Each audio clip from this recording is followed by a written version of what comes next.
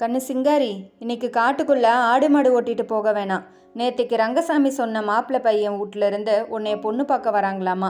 செவல மாட்டு பாலை பால்காரனுக்கு ஊத்திட்டு அது இளங்கன்னு பால் காஃபிக்கு பெருத்து போகும். நாட்டு மாட்டு பாலை கறந்து வீட்டுக்கு வச்சு போடு. அந்த பால் தான் காப்பி தண்ணிக்கு ருசியா இருக்கும். நான் போய் ஊருக்குள்ள இருக்கிற ராமசாமி மளிகை கடையில வெத்தலை பாக்கு சுண்ணாம்பு வாங்கியாரேன். உங்க அம்மா கிட்ட விஷயத்த சொல்லி மைசூர் பாக்கும் சோளமூருக்கும் பண்ணி போட சொல்லு. என்ன நான் சொல்றது? நடந்து கொண்டே அவசரமாக கூறி சென்ற தந்தை நஞ்சப்பனின் சொல்லுக்கு மகிழ்ச்சியுடன் தலையாட்டினாள். சிங்காரி கூச்ச சுபாவம் கொண்ட பெண். திருமண பேச்சை எடுத்தாலே ஓடிச் சென்று வீட்டிற்குள் கதவை சாத்தி விடுவாள்.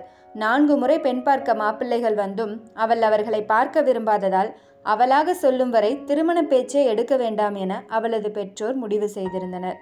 தனது அத்தை மகள் திருமணத்துக்கு 1 வாரம் சென்று வந்த பின்பு தானும் திருமணம் செய்து கொள்ள வேண்டும் என்கிற ஆசை வந்ததால் தன் தாயிடம் கூற பெற்றோரும் மாப்பிள்ளை பார்க்க ஆரம்பித்தனர்.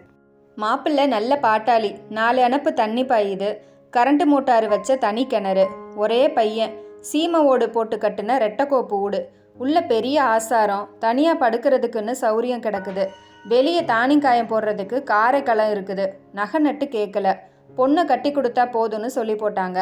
பையன் மயில காளையாட்ட நல்ல முறுக்கமாக 1.5 புள்ள மறி கொழுந்து ஒசரத்துக்கு இருப்பான், சோடி பொறுத்தா அம்சமாக ஊரு கண்ணு படுற மாதிரி இருக்குங்கிறேன் என பக்கத்து தோட்டத்து பங்காளி ரங்கசாமி தந்தையிடம் சொன்னதை கேட்டதிலிருந்து தனக்குத்தானே மகிழ்ச்சியில் சிரித்து கொண்டே இருந்தாள்.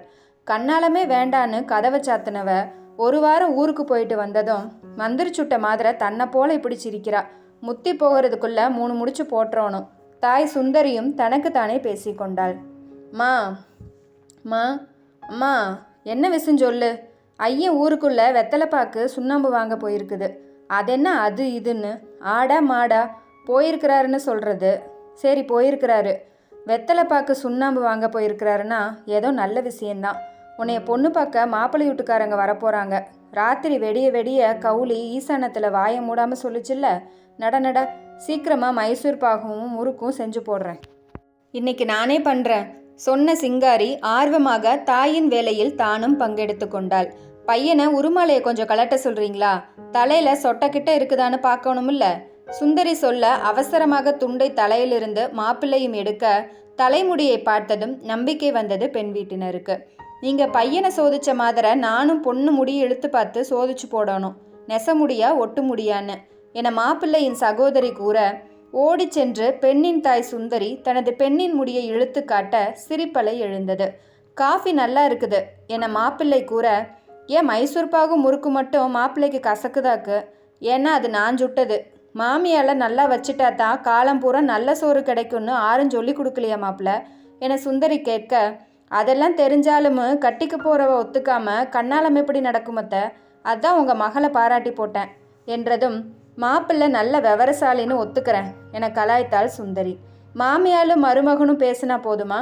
காப்பி தண்ணியை கொடுத்த புள்ள வாயில 1 வார்த்தை பேச்சு வரலையே.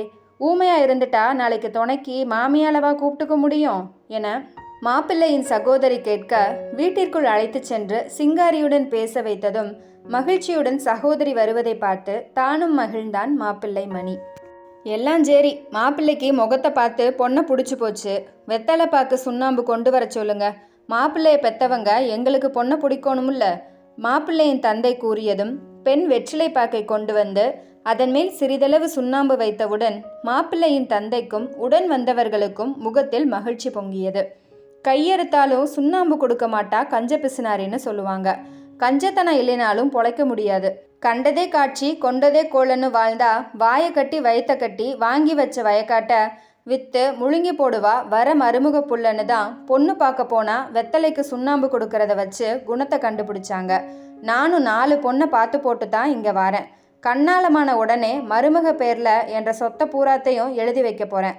ஏன்னா அவ கட்டி காப்பாற்றி போடுவா என மாப்பிள்ளையின் தந்தை சொல்ல ஈசானியத்தில் அவர் சொல்லை வழிமொழிவது போல் கவுளியும் சொல்ல கடவுள் உத்தரவு என நம்பி பெண்ணுக்கு பூ வைத்து உறுதிப்படுத்தி சென்றனர் மாப்பிள்ளை வீட்டினர்.